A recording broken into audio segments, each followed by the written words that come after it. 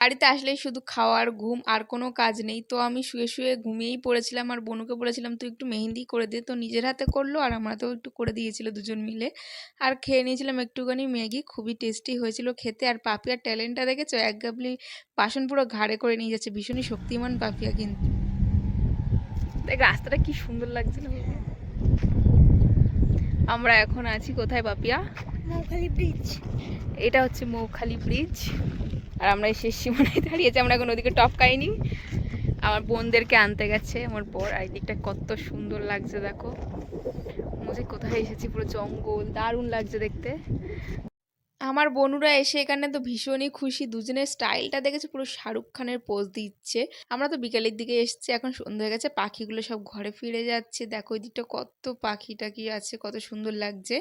আর ওখান থেকে ফিরে এসে গেছিলাম বাজারে, এসে এনেছি রিং লাইট, এটা আমার দাদা আমাকে গিফট করেছে। তো